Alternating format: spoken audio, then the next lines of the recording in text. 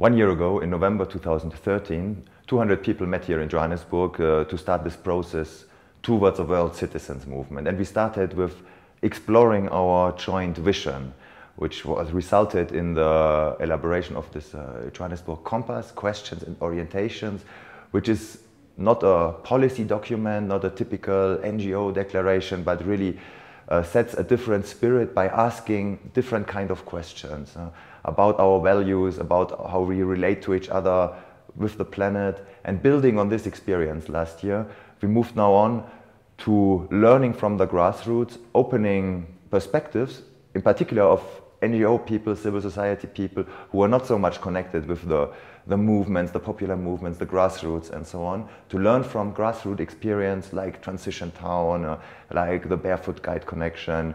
and from alternative worldviews like Buen Vivir or Soka Gakkai Buddhism.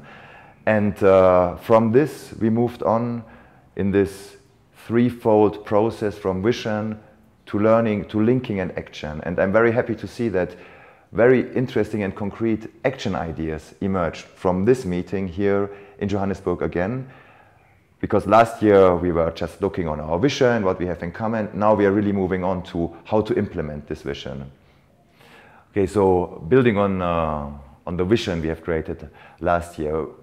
we took a little bit different approach this year. We tried to really put the experiences of grassroots actors in the center. We started with visits to communities here in Johannesburg, local NGOs, local neighborhoods, and see how people are implementing change strategies for social justice locally here as well. And then we moved on to looking at grassroots experiences from a number of actors from all over the world, which we invited particularly to share this experience and to give a visible and prominent space to them as well. Not in the way we did it last year with a very open space methodology, but really say, okay, here, we want to listen to you. We are here to listen to your experiences. And we did the same on the second day, but more on a philosophical level when we invited a number of speakers who shared their alternative worldviews and different paradigms to look on the world through another lens than the Western, capitalist, individualistic, profit-oriented worldview, which is very much framing the thinking and the functioning of our world today. And starting from there, we went back to an open space methodology and asked the participants now, what are the concrete actions which you propose to implement next steps towards a world citizens movement? Participants came up with amazing ideas, which fusioned into 8 very concrete proposals, and the most voted or the most supported ones were, for example, to create an intergenerational network and campaign which is called Generation 2030, which should link 15-year-olds in 2015 who will be 30-year-olds in 2030 when the Sustainable Development Goals will come to their end, with elders, and create a network of exchange and learning to have a discussion on what should the world we want to create together look like. There is another group which will concentrate very much on the process towards our next meeting, which will take place in Tunis at the World Social Forum. It's the Movement Circle. And we also had smaller groups like who looked at questions, for example, of how using spirituality and undogmatic faith as a tool to link people and to create a stronger world citizens movement. Because religion, in a non-dogmatic sense, this group's belief, and I share this idea, has to play a role as well in this process. On the last day of this meeting towards a world citizens movement, we had jointly the Global Assembly of the Action 2015 campaign, which was a very interesting moment to bring the thinking from the 200 people who united in this conference together with other actors who are engaged in this Action 2015 campaign, and to test a bit our ideas, our approach. And luckily, I have to say, things don't always go very smoothly. So we had certainly some moments of irritation because from our side, the spirit is not to have a top-down campaigning messages, but rather be in a learning and linking spirit, whereas Action 2015 has a policy agenda which is around the climate summit in Paris in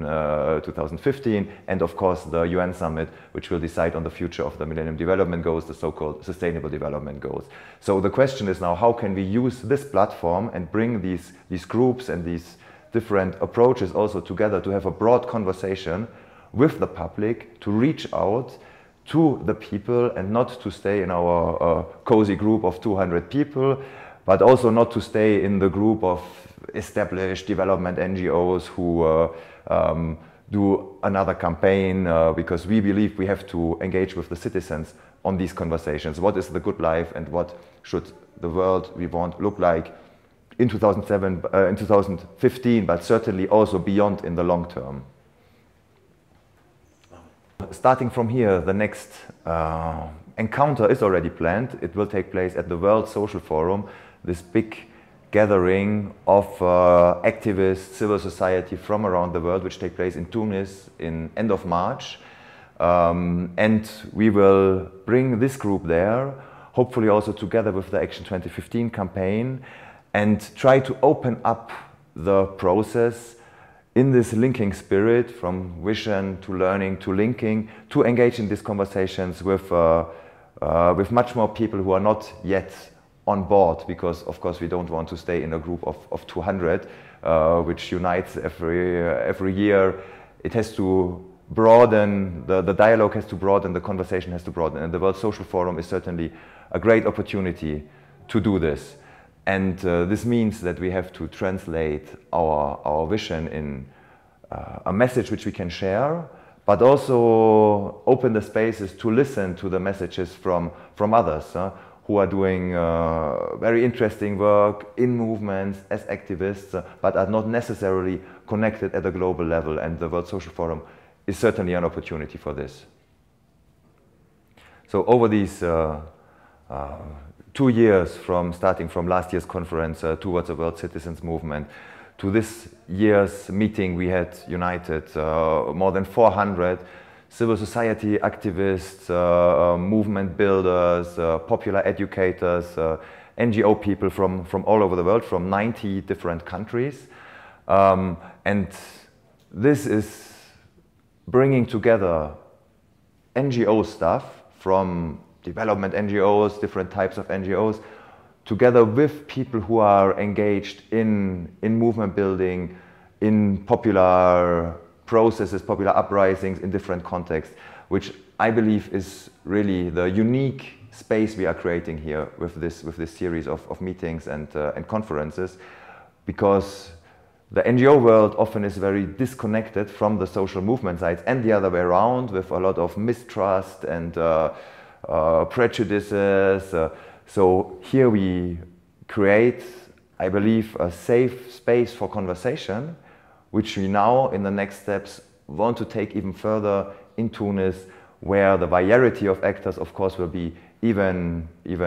broader, and to have this bridging conversations, which we cannot afford to neglect any longer, because in a world where the economic system is globalized and has a clear message, profit, where the political system is globalized in bodies like the G20 and has a clear agenda as well, which is about power, the civil society does not have a united space of discourse where our claims can be formulated and heard, which should be about the fundamental human values we are all standing for.